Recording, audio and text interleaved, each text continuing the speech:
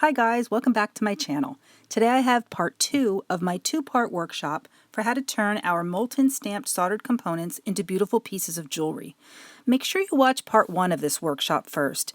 And if you haven't seen my previous main technique video, DIY molten stamped soldered jewelry tutorial, be sure to check that out first before anything so you can see in detail how we make these components.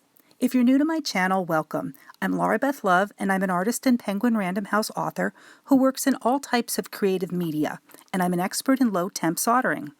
Now, in part 1 of this workshop, I taught you some basic techniques for turning these into jewelry.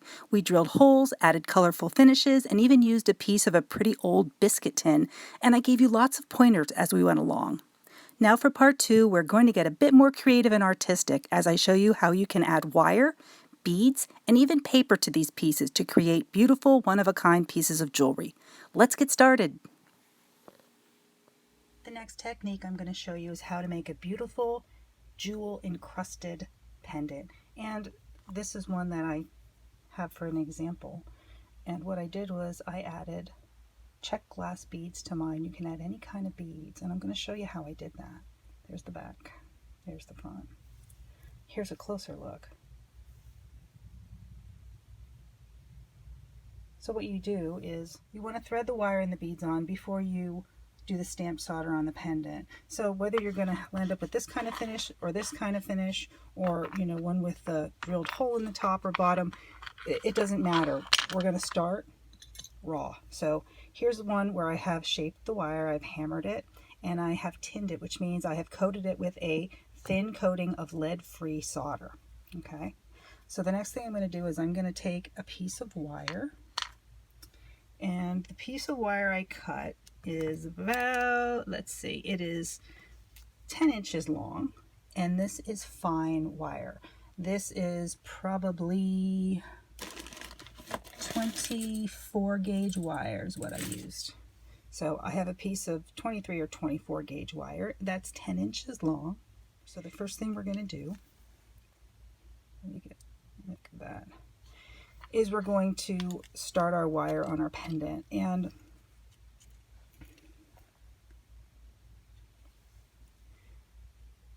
the first part's the trickiest part. You can decide where you want to start, the bottom or the top. I started at the top with mine. And you just want to take some of the wire and you want to put it through and kind of wrap it around to get it started. Now remember, we're going to be soldering over this wire. So if it's a tiny little bit loose, that's okay, but try not to let it be. This is about 3/4 of an inch of a piece I have in my hand. The end of the short end of the wire. And I'm going to thread it through the top of the loop of this piece. I'm going to bend it, use my fingers to bend it over like that. So I'm holding it with this hand, I'm bending it with this hand. Takes a little practice. I put it through the hole and pulled it up again. So there it is, and that's what it looks like. And I'm going to wrap it through one more time. And if you find that the end of your wire is short or it's difficult to do, you can just grab a pair of pliers, find the end of your wire, and use that to help you. Okay, so you want to wrap it, and then you can snip that last end a piece of wire off. I just tucked it under, and now I'm going to take my chain nose pliers and I'm going to find where that end is, and I'm just going to use this to press it down. You don't want any pointy ends of wire sticking up that are going to poke you. So choose a variety of beads. The ones I use are just your basic check glass bead. I have a mixture. Some are fire polished, so they have that little bit of sheen to them. Some are just regular colored beads. These are about between 4 and 6 millimeter. I would say they're maybe 4.5 millimeters. So we have our wire attached to our teardrop shape, and we're going to thread our first bead on. So I'm actually going to push these out of the way so you can see better what I'm doing. Let's pick a first bead. Anyone will do. Let's go with light blue.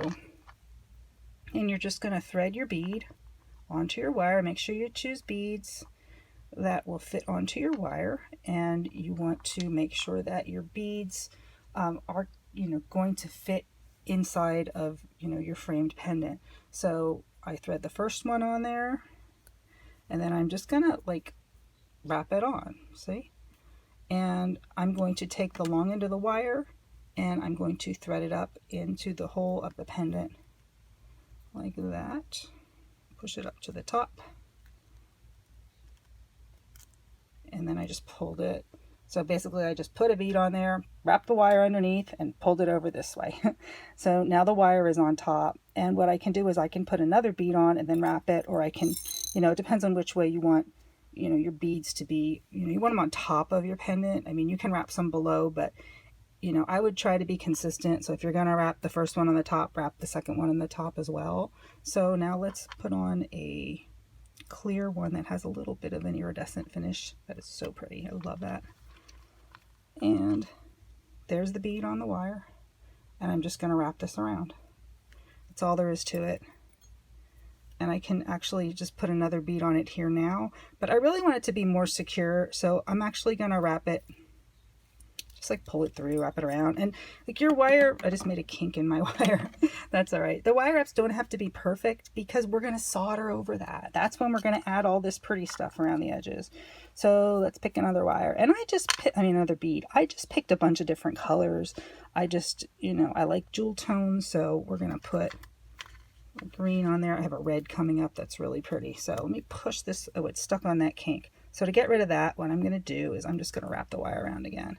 So there's the bead, and I can maybe fit another one on, but I'm not going to push it. So let's take this wire, pull it up through here, and fidget with it a little bit. There it goes. And now I'm going to add on, let's see, a red bead. So yeah, choose whatever colors you like. Maybe you're going to be making this to match a favorite blouse you have or a certain outfit that you want to accessorize. And what a cool way. I've done that. I have a couple things that I had this one beautiful shirt and I really wanted a necklace that was just the right color. I had the right color bead, and then I made something. And I mean, I don't want to walk around looking matching head to toe. That's kind of silly. Let's see, I don't like the red next to the green because it's too Christmassy. So put another blue one on. There we go. Okay, so you can see that it's growing. And, the outside is decorative. So you don't need to compete with this beautiful design that's going to be on the outside. You don't have to put too much beads on. Even this one is kind of whoa, but I like it that way.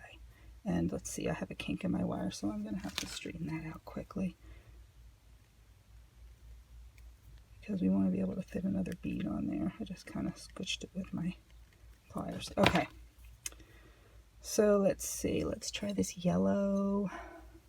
So yeah, your beads, whatever you like, whatever looks best to you, that's what the most important thing is. But you don't have to use anything that's like super duper fancy, unless you have one bead that's kind of a focal. Let's say you have like a small, like a cameo or something to put through there. That would be cool. All right, but remember, we're going to have fancy edges. I'm not going to wrap this one around again because I'm getting myself in trouble with getting kinks in my wire. So now let's add this bright blue. And I only have a couple more beads to add onto this. Let's see. There's that. Okay, now let's add that green. So I didn't wrap it. I'm putting two beads on, one right next to the other. And keep in mind that when we solder this, these beads are glass. Or you might be using a stone bead, but some beads, especially if they're glass, you can't hold that soldering iron on against that too long, or you could crack your bead, break your bead off. I mean, there's ways to repair that. You can just put a, decorative solder in there where your bead broke off. Always try to think of like what you can do to, use that little, if you want to call it a mistake, use that little mistake and, turn it into something. Let's do this one here. All right, I decided to pull through there. Turn it into something interesting.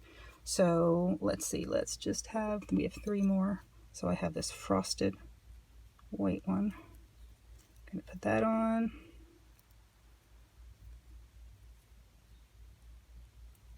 And then I have like a smoky gray. I'm always miss shaky hands, so it takes me a second to get my beads on there. And now here's the last. I have a crystal clear. I used all my colors first, and I ended up with the clear ones on the bottom, but that's all right. There, almost looks like a smiley face.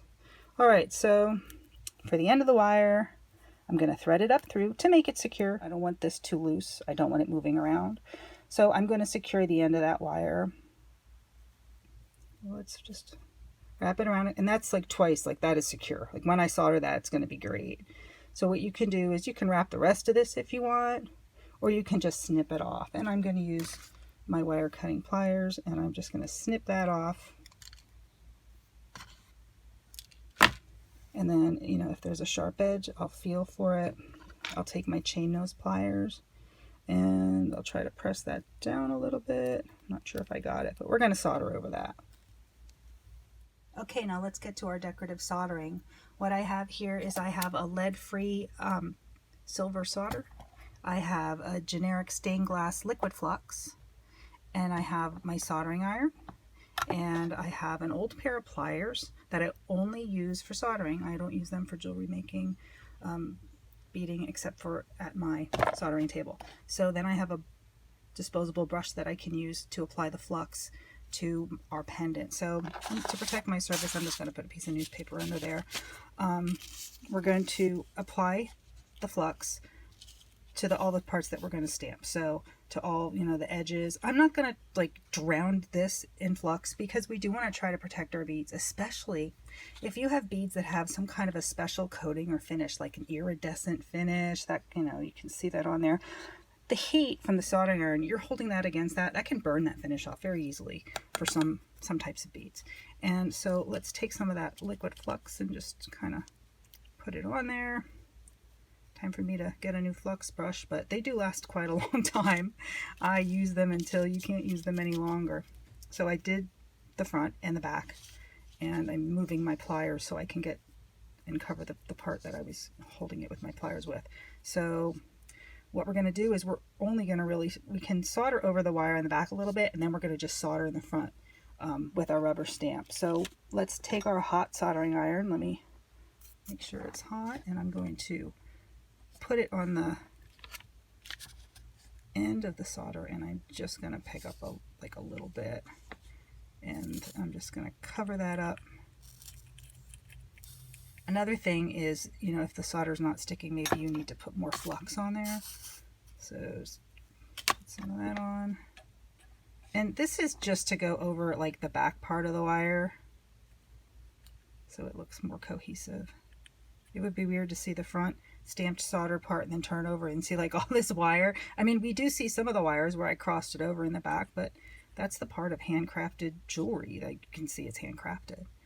You know, I like that. I think that shows that, you know, a human being made this with two hands, not a machine.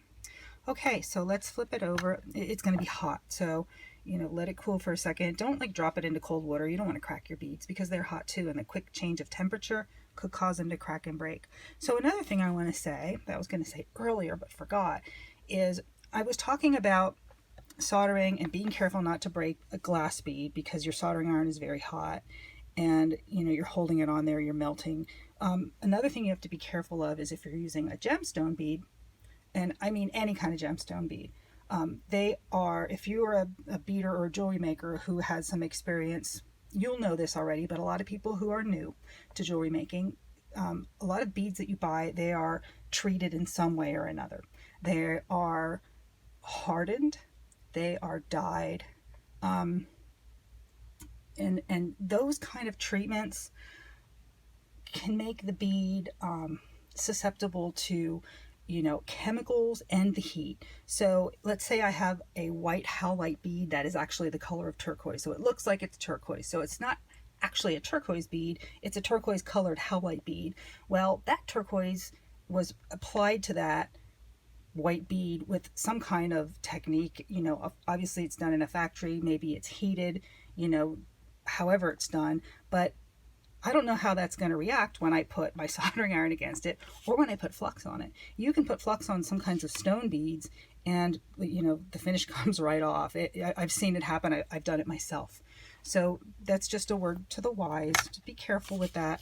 I'm going to put a little more flux on there.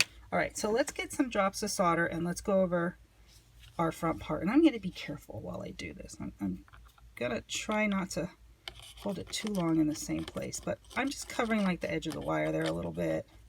And that's just something I'm doing quickly. I'm not like fussing with it because we're going to spend more time doing like the stamped part. So what we're doing now is we're doing the same thing we just did on the back. I'm just kind of covering the wire a little bit. Okay, so now we are going to put our blobs of solder around it, and then we are going to smash it down with a red rubber stamp, and we're going to get our decorative edge. So you can hear it sizzle because it's hot. So let's get moving with this. And this is the part where you have to be careful about like not holding it too long against the beaded part. So let's apply some of these where I'm going to press. So I'm going to do it a little bit up here, but I'm going to really do it down here when I do the stamping into the molten solder. And all right. Another thing is when you're working with a soldering iron or any kind of heat, you always want to have a well-ventilated area. You want to have eye protection on, safety glasses. You may want to put a fan on, or, you know, I like to work outside, or like I say, with my windows open. You want to have good ventilation because you're soldering and there's chemicals. Okay, so let's start our stamping. Let's see.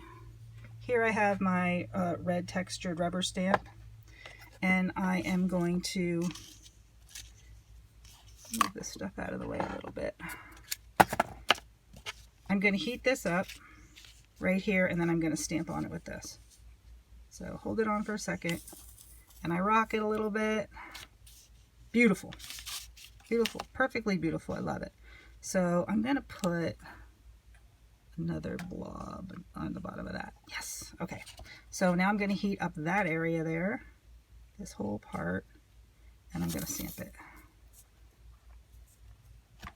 Perfect. Okay. So as you can see, I'm not too fussy.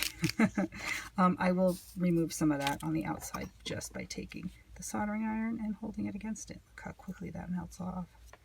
And then I'm going to restamp that.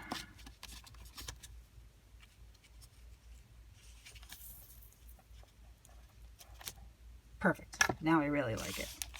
You can see that. Got very nice. So let's do a little bit at the top.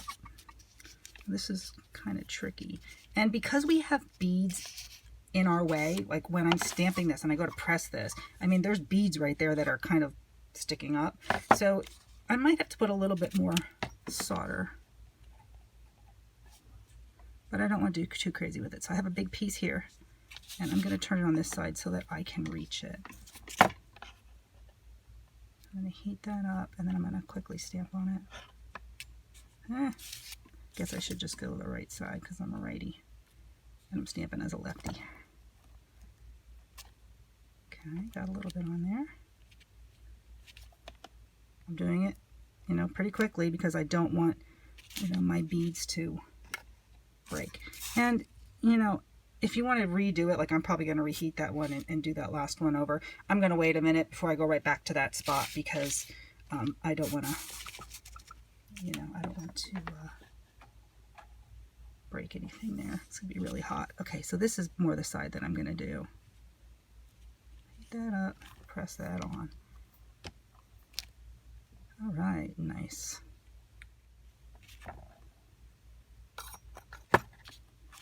There. I really like how that turned out. You know, that's almost finished for me. Ooh, really cool. But I need something up here. And I'm going to grab another piece of solder, big piece. Attach that to right here.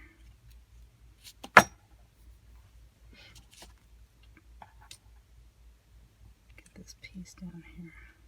Okay, now I'm going to do a big thing at the top, and hopefully I can get it so it looks nice. Let's do this.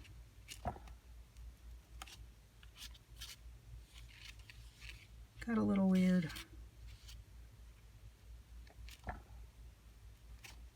Okay.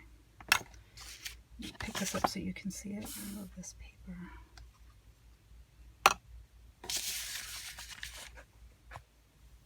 And there you see. Now you can see some of the wire in there. I could go over that a little bit more, but I think I like it the way it is. So now I'm going to take a soft fingernail brush and a few drops of dish detergent and some soapy, you know, some warm water, and I'm going to scrub this up very gently, both sides, all corners, and then I'm going to dry it with a towel till it's completely dry. And then, you know, you could put a patina on, or you can leave it silver. I think I might put a patina on this one, but let's check that out. Now let's put a black patina on the piece that we just finished. And I just noticed, doesn't this little stamped part on the right look like a little wing coming up? I think it's so pretty. So I have a plate that I use only for applying patina. I have Novacan black stained glass patina. And I have a craft brush that is inexpensive that I use only for black patina. And so what I'm going to do is I am going to very carefully, get the lid off, there we go. Very carefully I'm going to put just a couple drops of this patina on my plate. There, that's plenty. That's about the size of a nickel. And we're going to take our piece, and like again, you know, you want to wear safety glasses, you want to work in a well ventilated area, and it's also important to have a fire extinguisher in your workshop. You should have one in your home whether you have a workshop or not. They're inexpensive. You can get them at some grocery stores, you can get them at home stores, you can get them at hardware stores. Maybe $20. I don't know how much they go for nowadays, and it's an important thing to have. But anyway, I put the patina down. I'm going to put my brush on there, and then I'm going to apply it, and it's going to instantly turn all the silver black. And patina is just, you know, it's a chemical just like the flux, and it's a danger just like the flux and the heat. And when I say a danger, I mean the danger to your beads. So any kind of beads that you have that, you know, might have, they're dyed or painted, or they have some kind of finish on them, you know, that might be, I don't know if that silver wire is going to pick up much of that patina, but anyway, that might be something that you want to consider as well when you're choosing your beads for this project, that you don't have something that you're going to put patina on it, and it's going to, let's say you have a beautiful yellow colored bead, and you put the patina in, the bead sucks in all the patina and turns black. You might not be happy with that, especially if it's a, you know, a special bead that you were saving for a special project. And I'm going to just go over my edges really quick on this, make sure I got, let's see. Yep. As long as the patina is down in the crevices of the stamped soldered part, that's what's important. That's what we're trying to do. So now I'm going to clean my brush and my plate. And then after I wipe them off, I will take, you know, I'll take these to a sink and I will wash them with hot soapy water. And then, like I said, I only use this plate and this paintbrush for applying black patina. If you're going to apply copper patina, or, you know, a patina from a different manufacturer, maybe a different, trying a new brand, you want to use a different brush. So buy those inexpensive, you know, $3.99 for like 5 of them or 10 of them or whatever. And they're great for when you're doing all kinds of crafts. Now, since I put patina on this, you know, some of it is going to go into the holes of the beads. I blotted it off, but you're going to want to let it dry. And then what I'm going to do is I'm going to take this now and I'm going to run upstairs and I'm going to scrub it up like I did before with the scrub brush and a little bit of soap and water. And we'll be right back. Okay, so we're back and I have cleaned off this piece, and usually I say to leave that patina sit on there, but like I said, because we had the beads on there, I wanted that patina on for the shortest period of time before I washed it off. So I used a soft fingernail brush with a few drops of dish detergent and some running water, and I scrubbed it around gently, and then I rinsed it off, and here's what we have. So it's more of a, it's a little gray compared to like a real deep black, and if I would have let that patina sit on there for a while, it would have gotten darker. But what we're going to do is we're going to remove some of the patina anyway using steel wool. And what that's going to do is it's going to let that silver peek through, and then we just see the, you can see the design better. I mean, look at how that stamping is going to come out, as opposed to just leaving it all gray. So you're going to see that the black patina sat in the recessed deep areas, and then we're just going to wipe it off, and look at that. Pretty. So that dark finish I think is going to look pretty great with these beautiful gemstone colored beads, like jewel tone beads is the word I was looking for. Okay. May take a little while to like get in there, and of course, you know, you also want to be careful of your beads. You don't want to scratch them.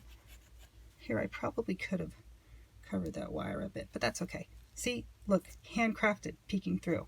There you have it. Let's continue to scrub this off, and you can see I'm working on a tissue, or you can work on a paper towel. because steel wool makes a mess. And this is almost finished. And the back pretty well is fine. Back doesn't need much scrubbing because it doesn't have the rubber stamp on it. There we go. I'm pretty happy with this. I think it's just about done.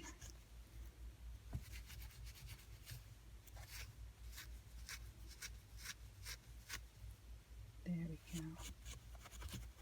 Okay, so one last thing that we're going to do. Let me get rid of this mess. Isn't that easy? And I'm going to brush this piece off with a soft brush to make sure that, you know, it doesn't have any of the pieces of steel wool like in it.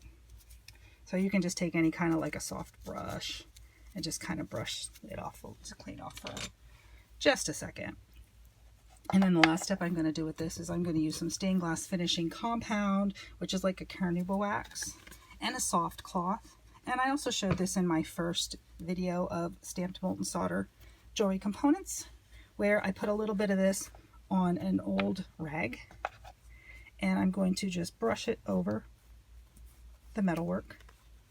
And you can get this on the beads. This will polish your beads up and make them nice and shiny. And then I'm going to move to a clean part of the cloth that doesn't have all that polish that I just put on, and I'm just going to use my hands to polish it. You know, you can use any kind of polish if you have like a flex shaft or whatever you use to polish, but I just use my hands. Look at quick and easy. It's done already.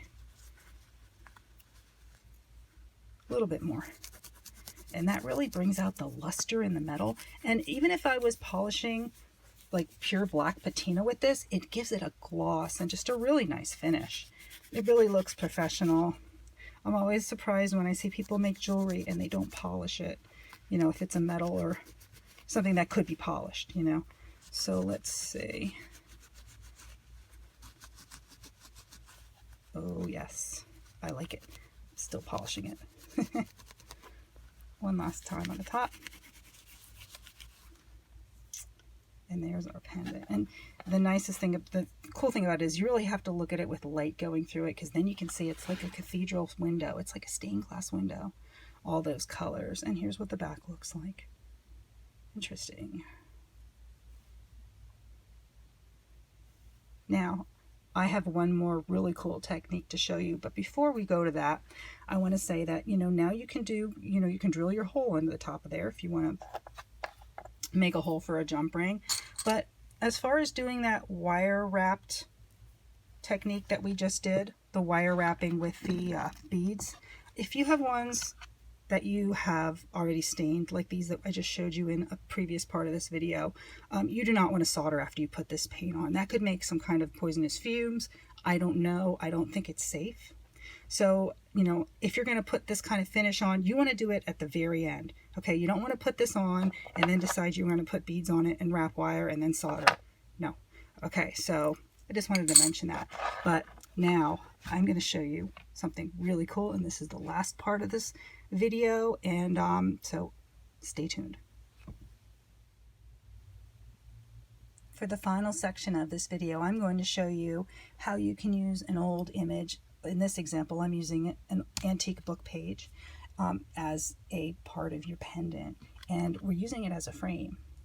So you can find an image that will fit in there, and I'm going to show you how to turn this into a piece of jewelry. So for example, like I said, I have these books that are just, you know, I get them at used book sales that are falling apart, really old, but I love the little book plates, the parts above the chapters, I forget what they're called. And what you want to do is you want to first coat this with Mod Podge or some kind of sealant. You know, I use, let's see, the one I have today that I'm going to use is this. I'm going to be using the gloss luster finish. They have a matte, they have a gloss, they have a whole bunch of different ones. So I'm just going to be using a craft brush, and I'm going to dip it into that just like that. And I am going to coat this image, the whole thing, and just back and forth strokes.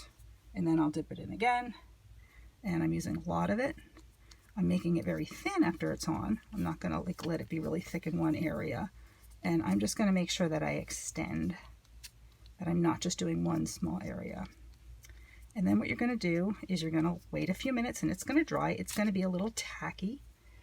That's how the gloss luster one is. And then you're gonna flip it over.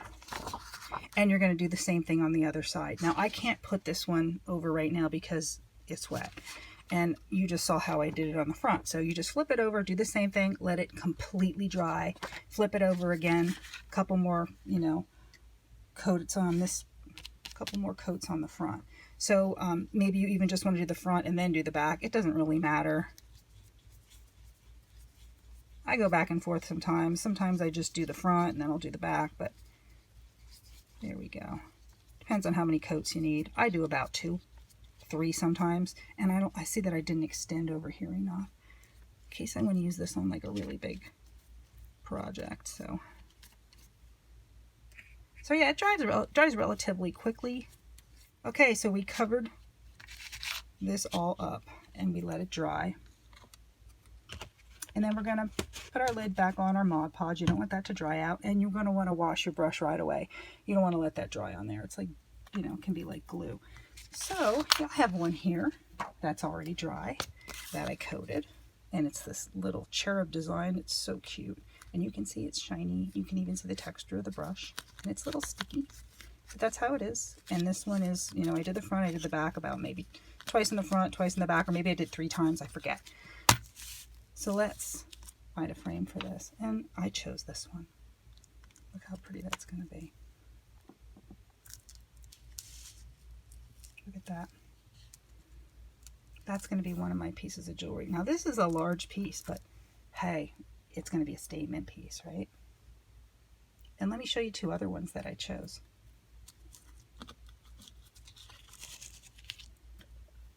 I don't know if you remember, I showed you this one last time. This is one of my larger ones too. And to save us time, I already coated this one and cut it out. So look at Flower Fairy Lady. And wait till you see how this looks on here. Let's get her just in there, right? Look at how pretty that is.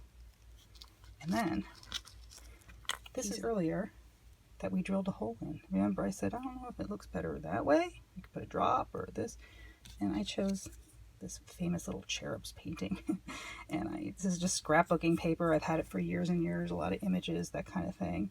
And what I'll probably do is I'll frame it like that. Isn't that beautiful? So what we're going to do is you're going to take scissors and you're just going to cut around, you know, to the back of your image like that. Don't cut it too small. You know, you don't want to have a hole peeking through. But if you do, we can fix it. It's not a big, you know, there's always a fix. It's not a big deal. So let's cut this out.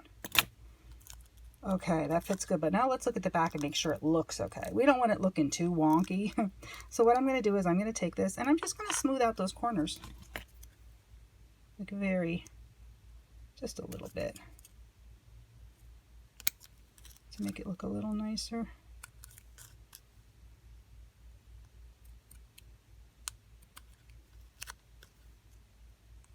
And you can even make it, you know, into more of a circle if you like. Okay, that's fine. It looks a little less rough, doesn't it? All right. So there. So we just have to do this one yet. Let's put these 2 guys up here. And then I want to take a look at this one. Like I said, I'm going to cut this one out, but here's the ones that we just dyed. Let's see what that would look like. This one's kind of small, so you need a smaller, you know, a small image to go in it. And then here's this one. And I'm going to use this. And I'm just going to hold it against. First of all, I'm going to situate it on there. Make sure it's nice and straight the way I want it. Then I'll lift it, holding it against the frame. And I'm going to, again, just kind of cut around it.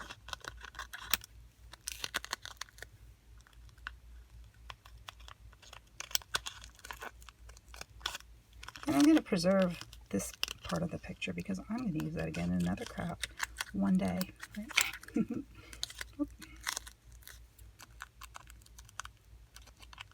Now, you might be asking, well, how are you going to get that to stick to that and make it a durable, wearable piece of jewelry that's not going to, you know, fall apart? These aren't, you know, 5-year-olds making this in kindergarten class. Like, these are, you know, we're grown up relatively, right? And we want to make this into a durable piece of jewelry. So the way we're going to do that is we're going to use resin.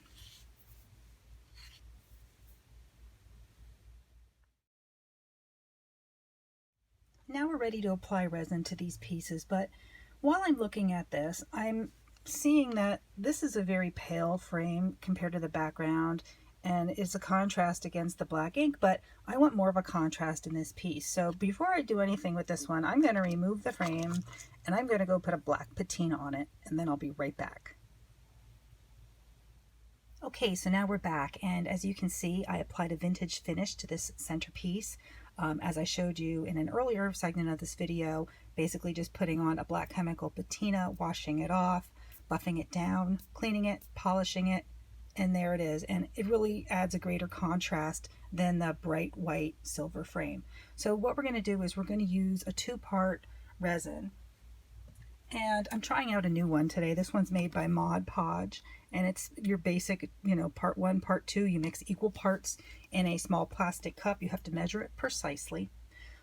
You follow the package directions for, you know, how to put it together. This one you measure and then you stir it for about 3 minutes very carefully, and then you let it sit for about 4 or 5 minutes, and then it's ready to use.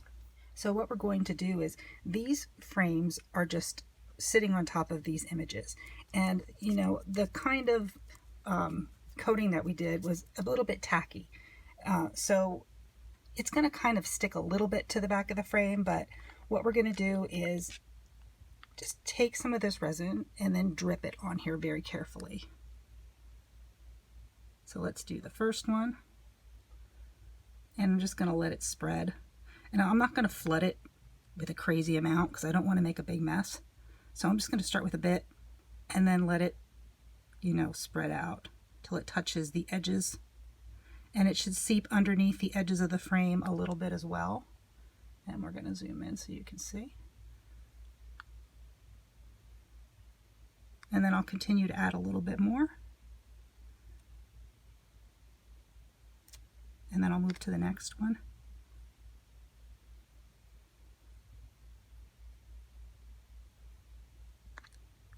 I think you have so much better control when you do it this way as opposed to pouring it directly out of a cup. If that works for you, then you know, do it that way. That's fine. This is what works for me. So now I'm going to fill it in the center a little bit. Make sure we don't have any, you know, open spots that don't have resin on them. Get this corner a little bit more. It's better to have a little too much than not enough, but we don't want it oozing out of the bottom of the frame if we can prevent that. So now I'm going to move on to our third one. And I can see that this frame doesn't sit completely flat. It's a little bit wonky at the top. I don't know if you can see it from your view, but I might have some problem at the top of this one. So I'm going to be very careful filling in that area. And again, you definitely need to coat these before you put resin on, because some of the inks will, you know, they'll bleed and you don't want to see that. All right, so now let's go back to the first one. And I'm going to look at it very carefully, and it looks pretty good.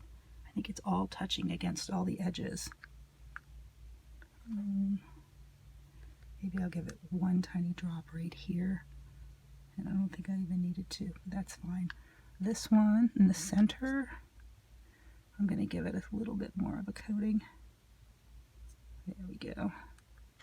And then this girl here, she does need some more over here. And if I go over the metalwork a little bit, that's fine. This I'm a little concerned with up there. I don't want it to ooze out. And I'm just kind of waiting to see how far that's going to travel. And it looks like it's just right. Okay, so now we're going to let this set. You know, it's best to let them set overnight, at least, you know, 24 hours, and you want to work in a warm environment as opposed to a cold environment. You'll get better results. And keep them dust free. If you need to put like a box or something on top of them, that's fine. Okay, so it's been 24 hours. I let these set overnight so they're completely dry. And I forgot to mention it yesterday, but what we worked on top of was just a piece of wax paper.